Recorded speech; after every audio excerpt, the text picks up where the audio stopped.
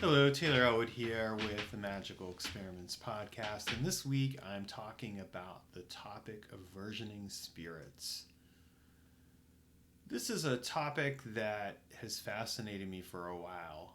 Emily Carlin first brought it up when she was talking about her own ideas around pop culture magic, and she talked about working with different versions of pop culture spirits.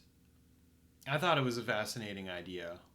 And one of the things that I've continually come back to is that this doesn't just apply to pop culture spirits. Now, if you're someone who's watching this on YouTube, I'd love it if you would like and comment on here and subscribe if you're not a subscriber. If you are on Substack, go ahead and restack this, heart it, share it, comment on it, because that's what helps more people find out about this content, and it's a chance for you to share something that is interesting with other people. A part of my work around spirits is really learning to connect with and communicate with spirits and teach that to other people. So when we talk about versioning spirits, what we're really talking about here is this idea that we actually that there is not necessarily a set status quo around a spirit, that a spirit like a human being can grow and evolve. For example, I as a person have different versions of me. If you were to meet me from a couple years ago, that version of me is not the same version as I am right now. If we go back to when I first started practicing magic at 16, I'm definitely not that person anymore, and a lot has changed. And there's some things that are the same. Or rather, there's an evolution of some things. So I share that with you because the fact of the matter is, if we apply this concept of versioning, it's not just applying it to ourselves, it's also applying it to the awareness that we have of who we are and how we show up in the world. The versioning of me that is out there is not necessarily the same, or from years ago is not necessarily the same version as I am now. And we could argue that it would be possible to work with a different version of me. You know, certainly as a space-time magician, I can attest to that because I have worked with different versions of myself. Younger, older, wiser, more foolish, etc., etc. You get the idea. The same thing applies to working with spirits. I can work with a spirit and get to know a different version of that spirit. So if I work, for example, with, like we'll use pop culture magic as an example, that I could work with a version of Batman. The 1960s Batman versus the 1990s versus the 2020s version of Batman.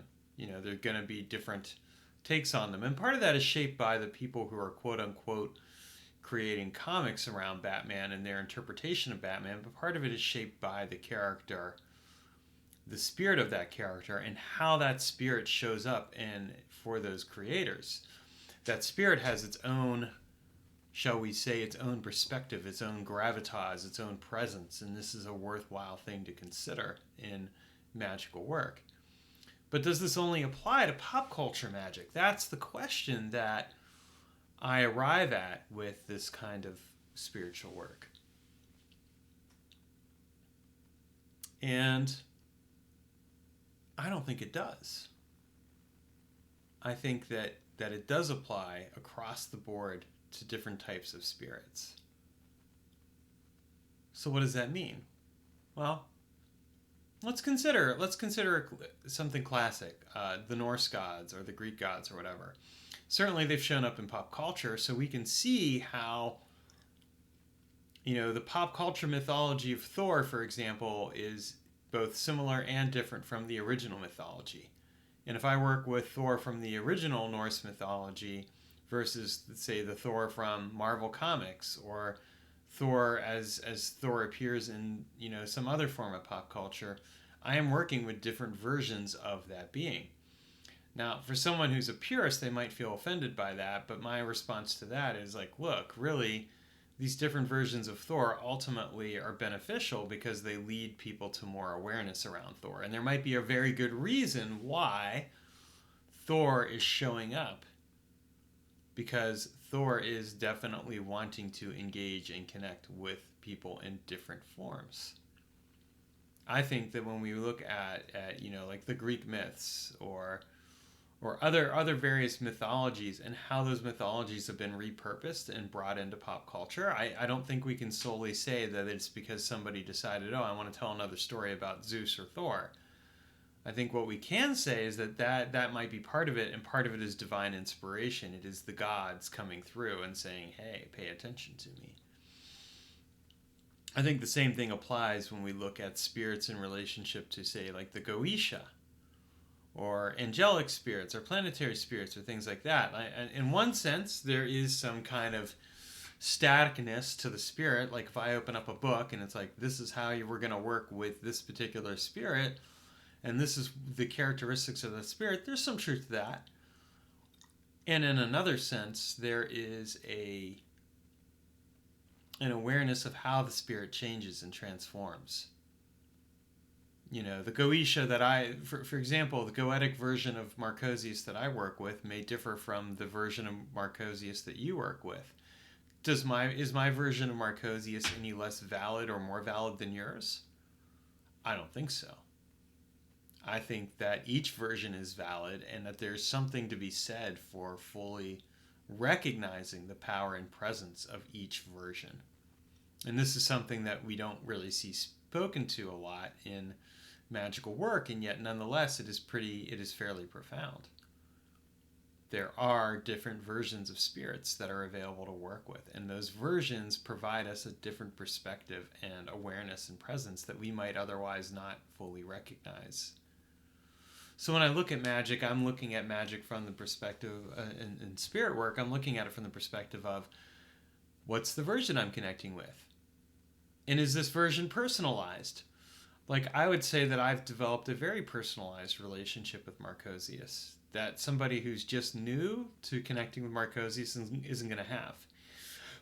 But that person who's new to Marcosius has the opportunity to develop their own relationship with the spirit, and that relationship may differ from mine. So if we look at it from that perspective, part of this is also about relationality. What's the relationship that I have with the spirits? In my forthcoming book, Walking with Demonic Spirits, I'm going to be I talk about this and kind of do a deep dive into the relationality aspect of spirit work, because I think that is something that's been ignored. There's this tendency to kind of say, well, I flip open a book, a spirit dictionary book, and here's the spirit, and here's the description, and here's what the spirit is. Is that accurate? Is that really what the spirit is? Or is that just something I'm telling myself because that's a very convenient way for me to, get something to happen?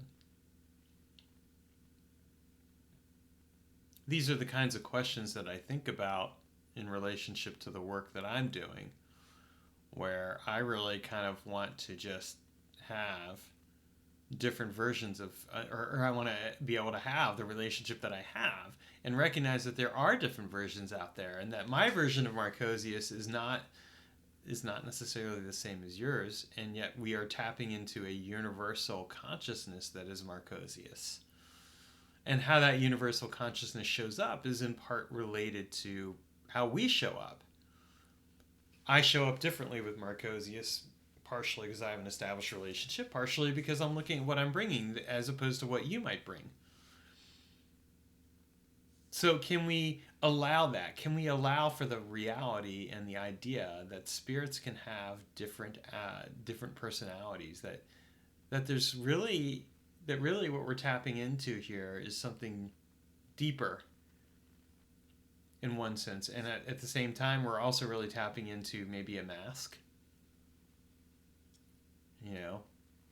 Who is Marcosius? What is Marcosius? The same could be said for any spirits. Like an elemental spirit is going to differ to some degree from person to person.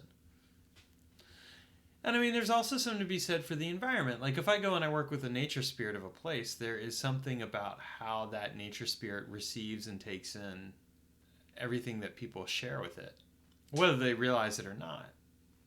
When I go walking on a trail, for example, and I'm connecting with the nature around that and with the spirits there, I am connecting with that, but so are other people. And are those spirits different versions? Are they the same? This is a good question to ask. So I look at spirit versioning as kind of an awareness of the nuances, if you will, that surround spirit work that I think are often ignored. And in my upcoming class, Advanced Spirit Communication, this is one of the things that we're going to explore. Each week, we're going to work with a different type of spirit.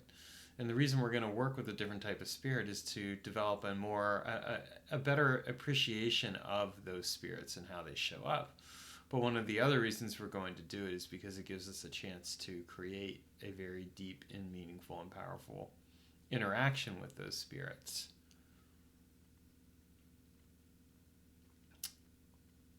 And, you know, spirit versioning is also an awareness and an appreciation that the spirits are going to show up in a manner that is powerful and relevant to us. And at the same time that those spirits may very well become their own being, if you will, that is outside of what we know and understand. What we're seeing is in some ways a presentation. And at the same time, we're also presenting a certain way. Is that who I really am? Part of this questioning has come about from the realization that the person that I am with myself is not necessarily the same person that other people meet. And this isn't about me being disingenuous. It's about recognizing that while there is some consistency in terms of how I present myself, there's also an awareness that I step into certain roles. Like the person I am as a son to my mom is not the person that I am as a friend, or the person that I am as a men's coach or a magician or a professional.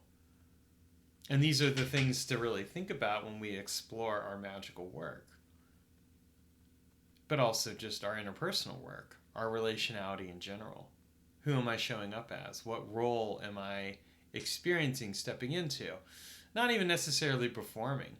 And this doesn't make us who we are less genuine any more than it makes the spirit work that we do any less genuine. It just means that we are fully present with the work that we're doing.